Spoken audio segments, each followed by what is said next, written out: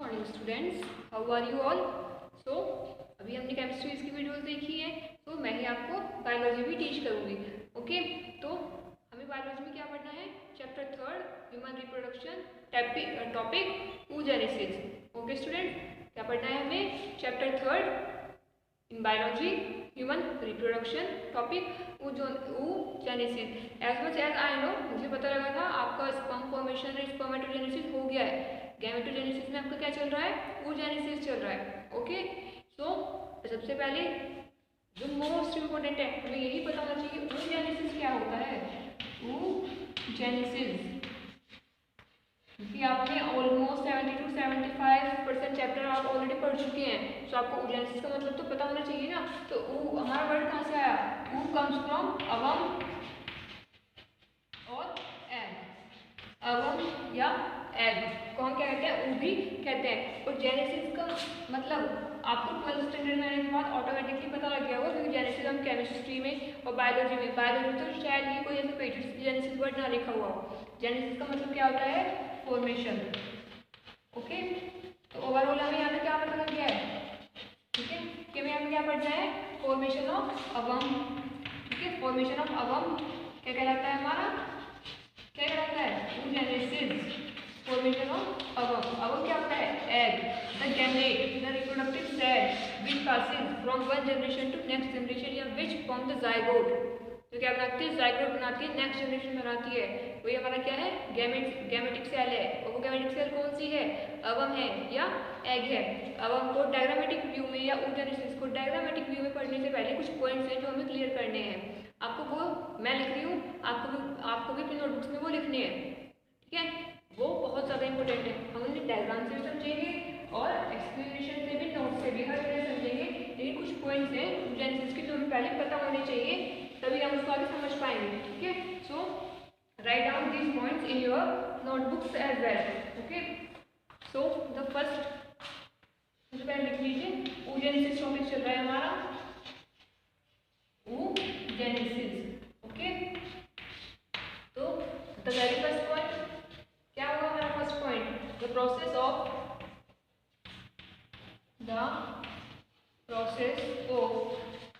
Formation, the process of formation of mature female gamete, mature female gamete. Gamete क्या है? अवम। Just अभी few seconds पहले ही मैंने आपको बताया है। ठीक है ना, the process of formation of female gamete that is अवम is called oogenesis, is called oogenesis. Clear students? Okay, now the second point is it occur in ovaries. सबको पता है तो क्लास 10 से पढ़ के आ रहे हैं।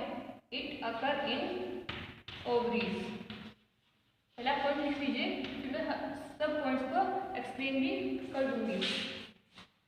It occur in ovaries, it consist of, ये हमारा 3 फेजेस से नीचे बना है, ये 3 स्टेप में कंप्लीट होता है।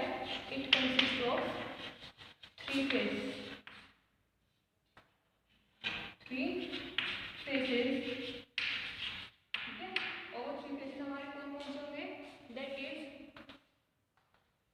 The first one is the growth phase, okay, growth phase. The second one is multiplication phase, multiplication phase, okay my dear students, and then maturation phase, and then maturation phase. Clear है? तो पहले से कौन सी लेते हैं? The process of mature female gamete का बनना। ठीक है, मैच्योर फीमेल गैमेट का बनना, ये हमारा क्या कहलाता है? oogenesis कहलाता है। और फीमेल गैमेट क्या है हमारा? अवम, जिसको हम एग भी कहते हैं। ठीक है, क्या कहते हैं? एग। हमारी जो स्पर्म है वो सिर्फ यूज करके क्या बनाती है? अपना क्या बनाती है? जाइगोट बनाती है। फर्टिलाइजेशन किसके साथ होता है? अवम के साथ होता है। नाउ इट अगर सबको पता है कि लास्ट टाइम में पढ़ा था हम लोगों ने, कहाँ होता है फर्टिलाइजेशन, सॉरी कहाँ पे बनता है हमारा ओवरीज में। ओवरीज क्या होती है, the part of the primary part of female reproductive organ, ठीक है। ओवरीज क्या है, इसको नहीं पता है वो उसको मेंशन कर सकता है अपने बुक में, the primary reproductive part of the primary reproductive part of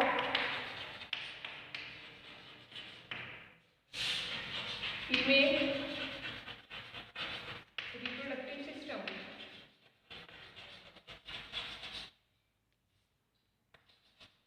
female reproductive system का प्राइमरी पार्ट है वो हमारा क्या होता है, ओवरीज होता है। ओके, क्लियर है सबको? इसको मैं राइट डाउन करूँ या स्क्रीनशॉट लो, फिर हम आगे हमारे 3 फेजेस के बारे में पढ़ते हैं। जो हमारा प्रोसेस है oogenesis, वो 3 फेजेस में कंप्लीट होता है।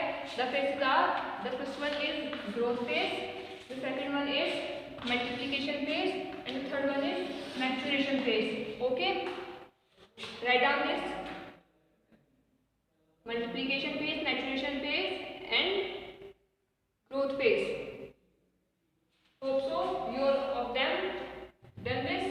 Now we have to move on 3 phases.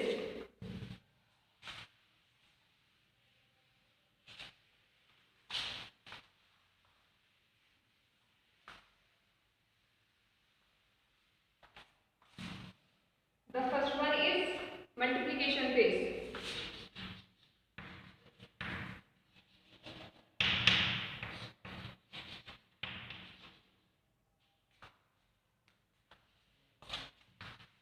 यार ना oogenesis के बारे में पढ़ रहे हैं तो क्लास chromatogenic में कर दिया आप लोगों ने और अपनी खुद की एक नई साइंस बना दी।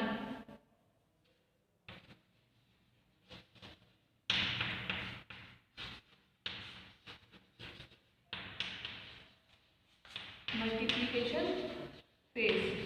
ओके स्टूडेंट्स, मल्टीप्लिकेशन फेज मतलब तो पता है ना, मल्टीप्लिकेशन मतलब जब कोई भी चीज क्या होती है, मल्टीप्लाई मतलब अपने अमाउंट से डबल या ट्रिपल हो जाती है, ठीक है ना, अपने अमाउंट से ज़्यादा हो जाती है तो उसको क्या कह देंगे हम, मल्टीप्लिकेशन फेज बोल देंगे। मल्टीप्लिकेशन फेज में आप लोग लिखिए certain cell in the, note में आप लोगों को बाद में प्रोवाइड कराऊंगी, एक्सप्लेनेशन के लिए है, ठीक है। Certain cell in the germinal epithelium, हर वर्ड का मतलब बताऊंगी, don't worry. Germinal epithelium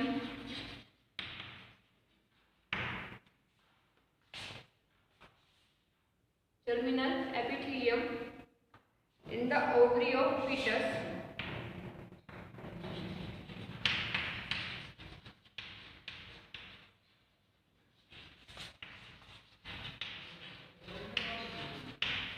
in the ovary of fetus is larger than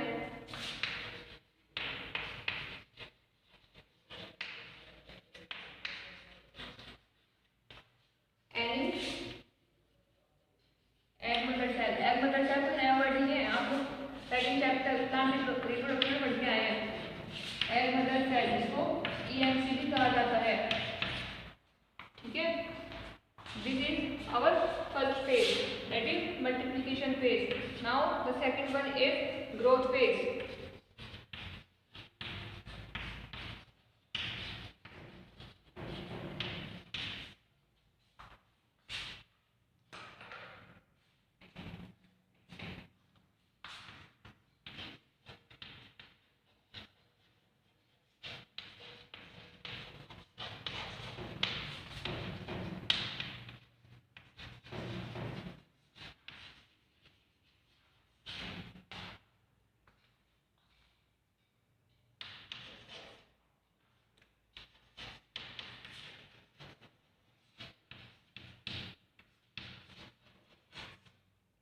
Primary site is very long, it extends to many years, it extends to many years,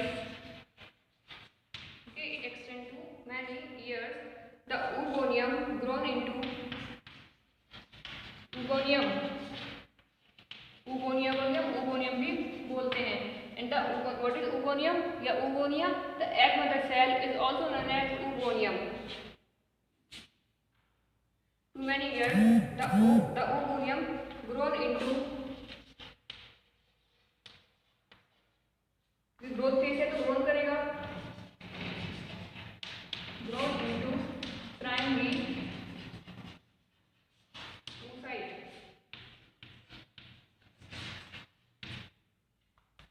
grown into primary oocyte. Each primary oocyte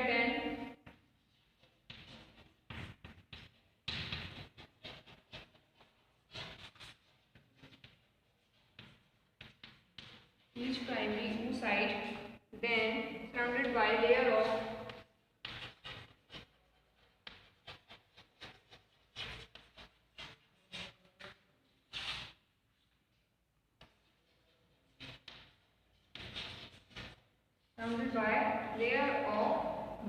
granulosa cells,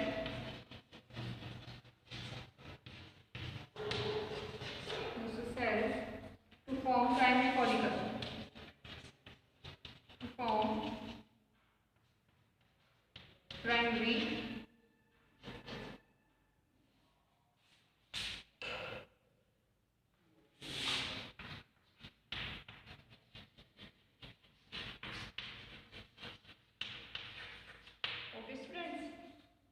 तो ये हमारे थे 2 phases. इसके बाद हम क्या करेंगे, हमारा third phase, the third phase will be maturation phase. अभी क्या हुआ, मल्टीप्लाई हो गई, ग्रोथ हो गया, ग्रोथ के बाद क्या होगा वो हमारा, ग्रोथ के बाद क्या होगा, मैच्योरेशन, मैच्योर तो होना है से जो बना है।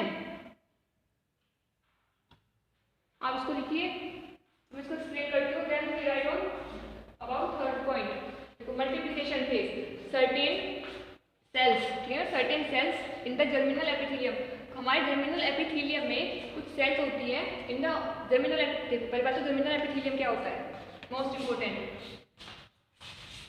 ये हमारी ओवरी है, ठीक है, ये क्या होती है, ओवरी होती है ह्यूमंस में, तो फीमेल में कह सकते हैं, मेल फीमेल में ये ओवरी होती है, जो ओवरी को क्या करती है, सराउंड घेर के रखती है, ठीक है, जो क्या करती है, घेर के रखते हैं, उसको बोलते हैं germinal epithelium.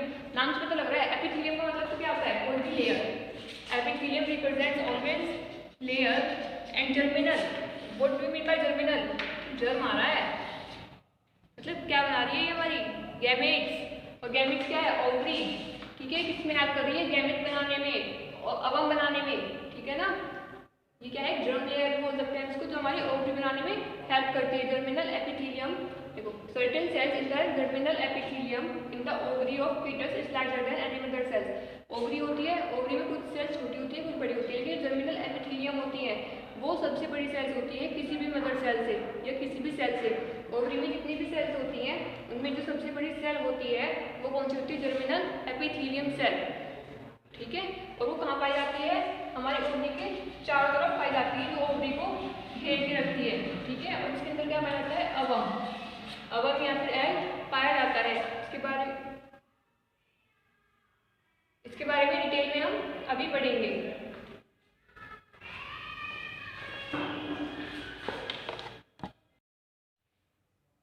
So our third point, the growth phase, ठीक है, ग्रोथ फेज में क्या है, primary oocyte is very low, primary oocyte एक तरह से जो एग बनना है, जो वम बनना है, उसकी फॉर्मेशन स्टार्ट हो गई है, ठीक है, इज वेरी लो, हम उसको लोन तो नहीं कह सकते, लोन बोलना तो गलत होगा, बट हाँ ये हो सकता है वो साइज में सबसे बड़ा होगा, जो प्राइमरी oocyte बनता है वो सबसे बड़ा होता है साइज में, कई साल तक चलता है। आप ये देखिए कि वो बाय बर्थ, ठीक है ना, बाय बर्थ टू या from birth to the at the age of puberty, ठीक है, जो फीटस की एज में होती है यानी फीमेल, तो तभी क्या होता है, इसमें प्राइमरी oocyte बनना शुरू हो जाता है। और वो जो प्राइमरी oocyte है वो कब तक बनता है, प्राइमरी oocyte कब तक बनता है, इतने उसमें प्यूबर्टी एडोलेसेंस की एज नहीं आ जाती, तो वो सबसे बड़ा होता है, उसका टाइम पीरियड सबसे बड़ा होता है, इसलिए इसको क्या कह दिया है, लॉन्ग कह दिया है। Yes, the ooganium grown into, जो ooganium होता है, ooganium ही हमारा क्या बनाता है, प्राइमरी oocyte बनाता है, और जो एक प्राइमरी oocyte है उसको क्या घेर के रखती है, हमारी ग्रेन्युलोसा सेल्स। ये सब आपको अभी तो ऐसा लग रहा है समझ नहीं आ रहा, लेकिन जब हम डायग्राम में पढ़ेंगे तो बहुत अच्छे से समझ में आ जाएगा, ठीक है। एक बार दोबारा देखिए, प्राइमरी oocyte बहुत बड़ा होता है क्योंकि उसका टाइम पीरियड बहुत ज़्यादा होता है, इट में एक्सटेंड कई सालों तक चलता है। द ooganium ग्रोन इनटू, जो ooganium होता है वो किसमें कन्वर्ट हो जाता है, हमारा इसमें ट्रांसफर हो जाता है प्राइमरी oocyte में, और जो प्राइमरी ओसाइट है उसको कौन घेर के रखता है चारों तरफ से? Granulosa cell. और जब primary oocyte plus granulosa cell होती है तो उसको क्या कहते हैं? Primary follicle. ठीक है, ये दोनों मिलकर क्या बनाती है? हमारी प्राइमरी फॉलिकल्स बनाती है। क्या क्या बनाती है? Primary oocyte plus granulosa cells always form primary follicle. ये सब क्या है वो धीरे धीरे समझ में आ जाएगा। ये थे हमारे 2 पॉइंट्स। इसके बाद जो थर्ड पॉइंट है वो हम आगे देखते हैं।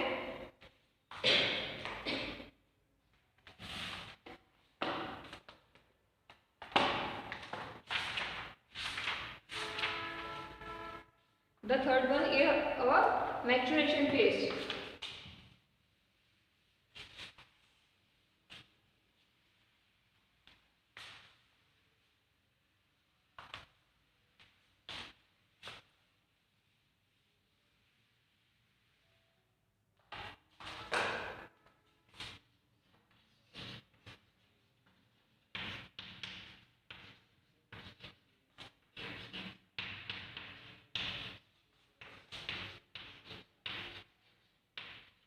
मैचुरेशन फेज लिखिए।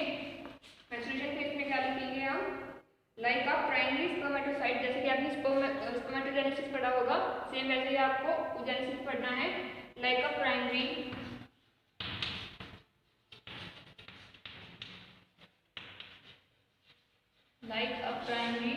Spermatocyte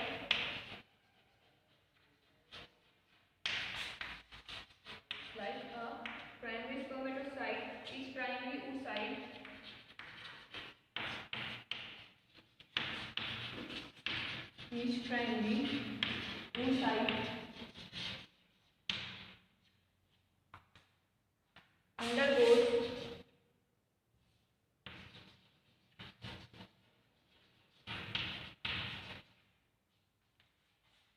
to maturation division.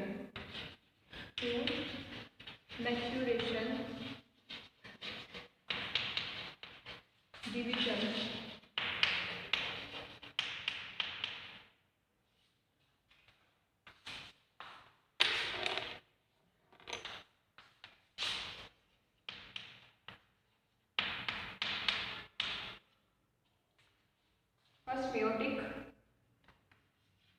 And meiosis आप लोग क्लास 11 में बहुत अच्छे से पढ़ के आए हैं।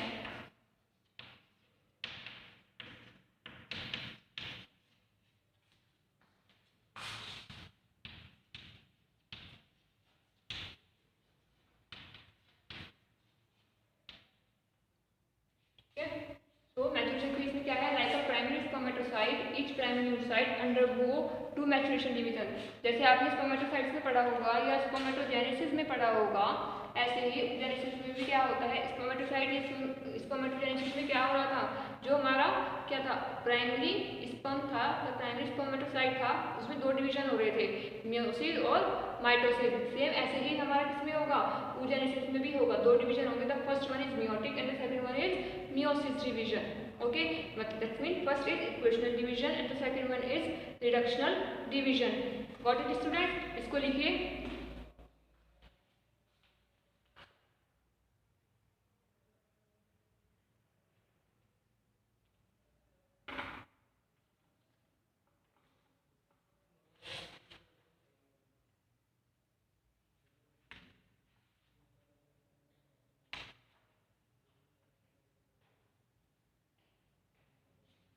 हो गया स्टूडेंट्स? अब हम डायग्रामेटिक व्यू में अपना एक्सप्लेनेशन देखेंगे।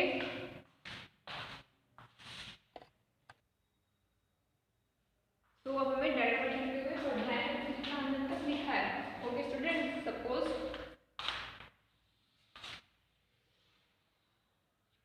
Okay this one is ovary,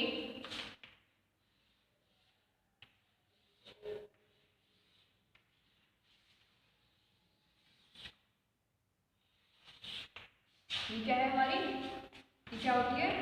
ovary in the female reproductive tract. ठीक है,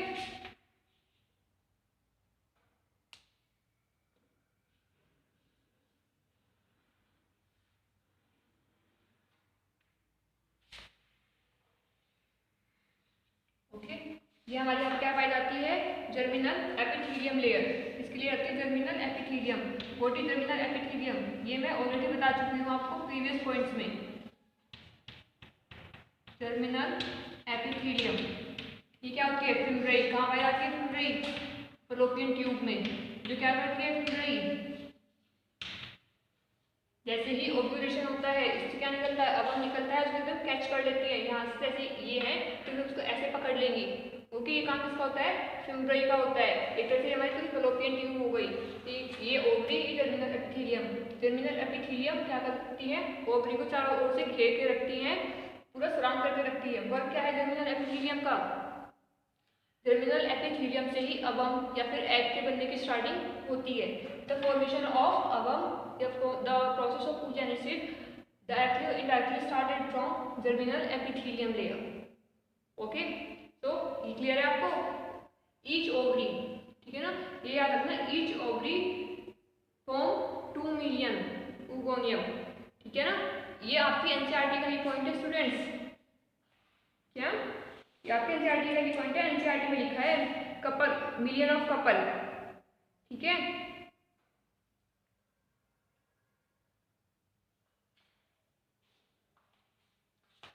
each ovary most important point है ये आपके कॉम्पिटिशन पॉइंट ऑफ व्यू से भी। Each ovary form couple of 2 million egg mother cell, ठीक है। एक ओवरी बनाती है 2 million eggs. 2 million egg mother cell बनाती है ईच ओवरी। ये आपके एनसीईआरटी में सेम एज इट इज यही लाइन लिखी हुई है, ठीक है। क्लियर है students?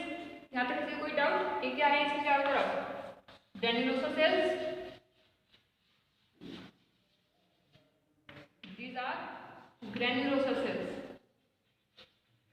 Granulosa cells. This one is germinal epithelium and here is female egg mother cell. Okay? Clear है स्टूडेंट्स ना? इसको राइट डाउन करो, फिर हम आगे स्टार्ट करते हैं। हमारा जो मेन टॉपिक है वो आगे से स्टार्ट होगा।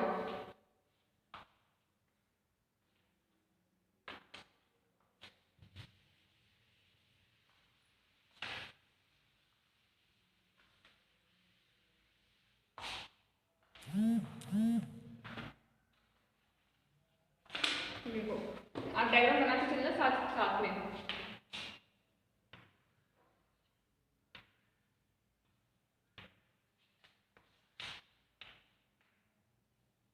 पहले कुछ और लिखते हैं फ्रॉम द बेसिक।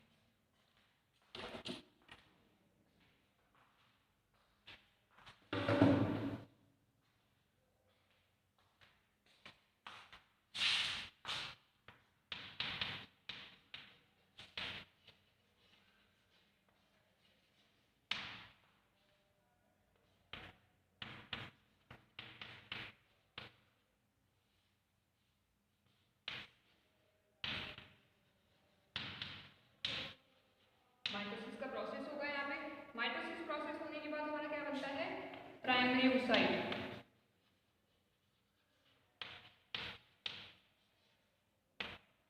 कुछ इस तरह से, ठीक है ना। जो मैंने स्टार्ट में बना दिया था, देखो जर्मिनल सेल है, जर्मिनल सेल ने हमारा क्या बनाया है? प्राइमरी oocyte बनाया है, ठीक है। क्या बनाया? Primary oocyte। हमारा जो एग मदर सेल होता है, एग मदर सेल में क्या होता है? डिप्लॉइड होता है। देन हमारा जो प्राइमरी oocyte होता है वो क्या होता है? डिप्लॉइड। जिसमें उसमें 2n नंबर ऑफ क्रोमोसोम्स पाए जाते हैं, दैट इज 46 क्रोमोसोम्स पाए जाते हैं। प्राइमरी oocyte फिर हमारा कहाँ पे आगे अरेस्ट हो जाता है? ये इंपोर्टेंट है। प्राइमरी oocyte कब बनना स्टार्ट हो जाता है? In the foetus stage. ये हमने ग्रोथ फेज में पढ़ा था, ग्रोथ ही चल रही है ये। इन द फीटस, ये प्रोसेस किसमें जाता है, फीटस में। प्राइमरी oocyte ये कहाँ पे आके फंस जाता है एक तरह से, ठीक है। जो प्राइमरी oocyte है ना ये आगे एक तरह से फंस जाता है कहाँ पे, इसके लिए एक वर्ड लिख लो, in prophase first diplotene stage it become dormant. मतलब डोरमेंट का कंडीशन आ रही है जो आपने पढ़ी होगी 11th-12th में, 12th सेकंड चैप्टर में। बिकम डोरमेंट मतलब इनएक्टिव स्टेज आ जाएगी इसमें कितने टाइम के लिए, अप्रोक्स 13 to 14 ईयर्स के लिए। अभी जो प्राइमरी oocyte बना है ये फीमेल बॉडी में रहेगा, ये कहाँ पे रहेगा, ओवरी में रहेगा, लेकिन कुछ भी नहीं करेगा, फिर ये अरेस्ट हो गया। इसको किसने पकड़ के रख लिया, जो हमारी जर्मिनल एपिथेलियम सेल्स थी, जर्मिनल एपिथेलियम सेल्स थी ना, उन्हें क्या किया, इसको पकड़ के रख लिया, इसको कुछ भी नहीं करने दे रही। ये क्या हो गया, उसमें अरेस्ट हो गया है, फंस के रह गया है। कब तक, at the age of puberty तक, बाय बर्थ। इतना क्लियर है, ठीक है। इसको लिखिए, फिर हम आगे देखते हैं। यहाँ पे क्या होता है, एक तरह से ये होता है कि अभी ये इनएक्टिव है, कब तक, डोरमेंट, कब तक है ये डोरमेंट, फ्रॉम बर्थ टू 30, ठीक है। जैसे कोई लाइट चली गई हो और सडनली लाइट आ जाएगी उसके बाद, इस तरह से क्या होता है, उसके बाद क्या हो जाता है, फ्री हो जाता है, ठीक है। अभी जैसे लाइट चली गई तो ये इनएक्टिव हो गया, और फिर लाइट आएगी आफ्टर 12 to 13 ईयर्स, देन ये एक्टिव हो जाएगा। अभी क्या हो गया, ये प्रोफेज 1 में आके क्या बन गया, इनएक्टिव। इसने अपने सारे प्रोसेसिंग, सारे फंक्शंस रोक दिए हैं। क्लियर है इतना, इसको लिखिए।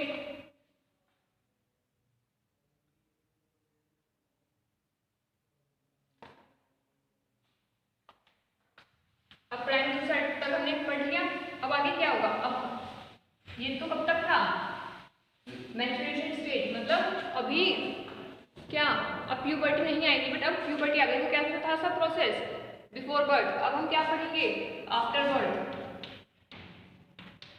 After birth. आफ्टर बर्थ क्या होगा, प्राइमरी oocyte, प्राइमरी oocyte है हमारा, क्या स्टेज में है, 2n में है। पीछे हमारा क्या हो रहा था, माइटोसिस हो रहा था, मैंने बताया था, पहले इक्वेशनल डिवीजन होगा और आफ्टर दैट रिडक्शनल डिवीजन होगा। तो प्राइमरी oocyte हमारा बन चुका है। प्राइमरी oocyte में अब क्या होगा, ये 2n है। अब इसमें क्या होगा हमारा, mitosis, that is unequal division, unequal division, इसको हम रिडक्शनल डिवीजन भी बोलते हैं। अब इसमें हमारा एक तो क्या बनती है, first polar body, and the second one is secondary oocyte, secondary oocyte। You got my point students. पहले प्राइमरी oocyte बना, primary oocyte at the age of puberty तक के लिए क्या हो गया, डोरमेंट हो गया, उसने कोई काम नहीं किया, कोई फंक्शन नहीं की। लेकिन जैसे ही at the age of puberty आया, प्यूबर्टी की जाती है, उसमें अनइक्वल डिवीजन होता है। और पहले क्या अनइक्वल डिवीजन में क्या बनती है, दो चीजें बनती हैं। The first one is first polar body,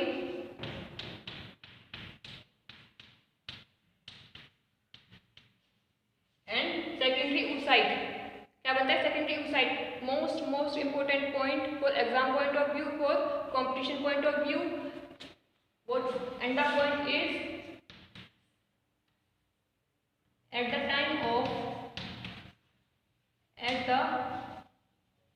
time of ovulation,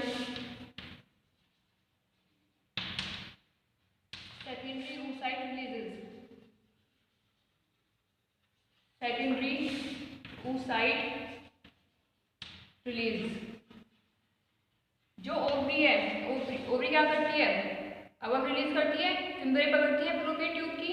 तो जो हमारी ओवरी है, कौन सा अवम, जो अवम पकड़ती है, जो कैच करती है, वो क्या होता है, वो होता है हमारा सेकेंडरी oocyte। ओके, क्लियर है। पहले इसको लिखिए, फिर आगे भी इंपॉर्टेंट चीजें फिर वो बताती हूँ, उसके बाद हमारा oogenesis कंप्लीट हो जाएगा।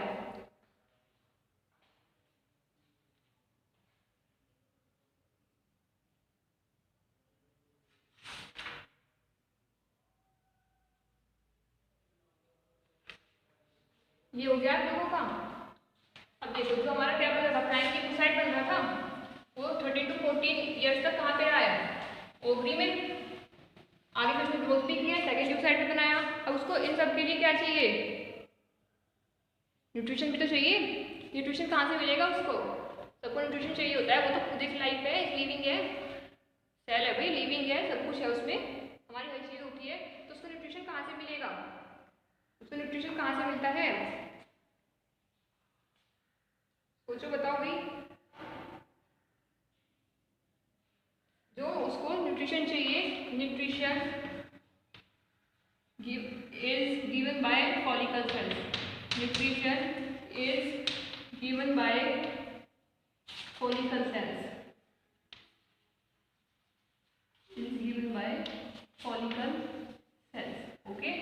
क्या होता है follicle cells? आपको याद है हमने किसने पढ़ा था, थर्ड पॉइंट क्या था, मैच्योरेशन फेज। अब मैच्योर होने का टाइम आ गया है ना, उसको ग्रोथ चाहिए, अभी मैच्योरेशन फेज पढ़ रहे हैं।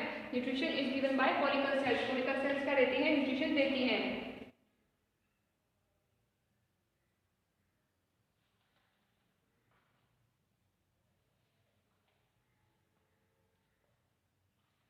जैसे कि सपोज करो यहाँ ओवरी है, दिस वन इज ओवरी, ठीक है, इसमें अंदर क्या है, ये प्राइमरी साइट है, इसको न्यूट्रिशन चाहिए, तो उसको न्यूट्रिशन कहाँ से मिलेगा, this one is follicle sales.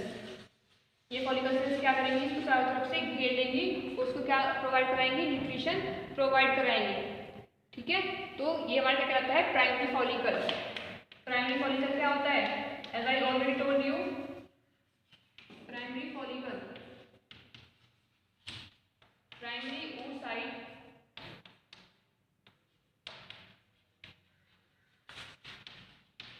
Primary oocyte plus क्या होगा, प्राइमरी oocyte है प्लस ग्रैन्युलोसा सेल्स, क्या फॉलिकल, क्या होगा हमारा ग्रैन्युलोसा फॉलिकल,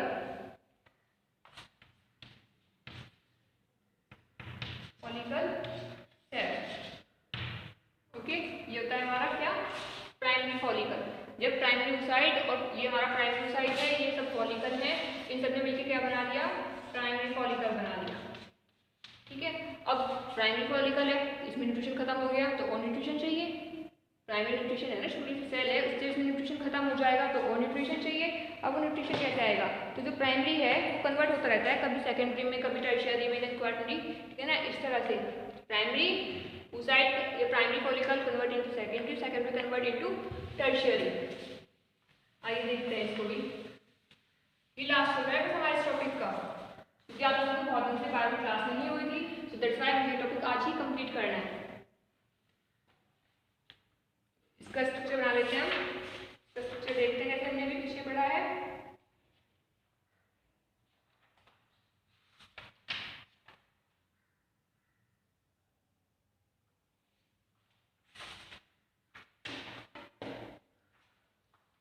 फॉलिकल डेवलपमेंट,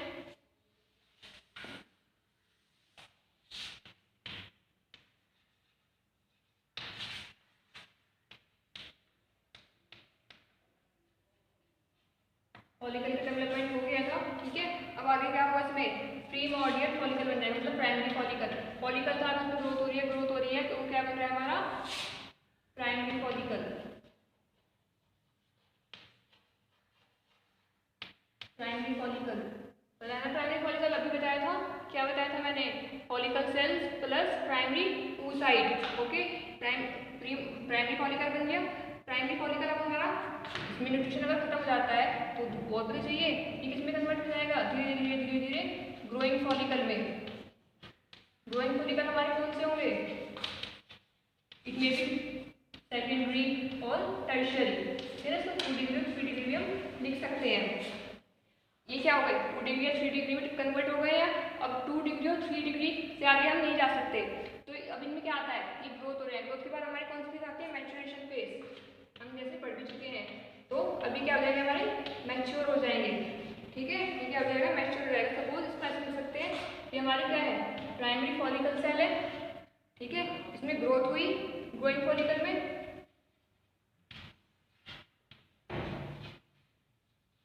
इस तरह से ग्रोथ हुई, ये कुछ इस तरह से स्ट्रक्चर है जो हमारे, ये एग मदर सेल है, ये प्राइमरी फॉलिकल सेल इसको न्यूट्रिशन प्रोवाइड करा रही थी, फिर सेकेंडरी, देन टर्शियरी,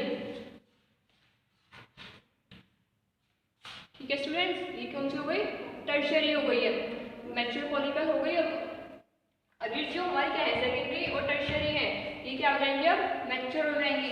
मैच्योर होने पे क्या होता है, इनका साइज थोड़ा सा और बड़ा हो जाएगा।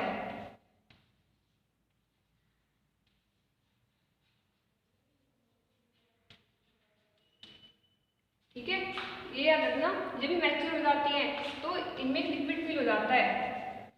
आपके बुक में लिखा हुआ भी है, ध्यान से पढ़ोगे तो मिल जाएगा, that is called antrum. Antrum कहाँ बनता है, हमारे सेकेंडरी फॉलिकल में। ठीक है, point to be noted, secondary follicle make a fluid called antrum। ठीक है, अब ये मैच्योर हो गया। मैच्योर होने के बाद अब क्या होगा, अब ये एक तरह से ओव्यूलेशन। ओव्यूलेशन का मतलब क्या होता है, रिलीज ऑफ अवम।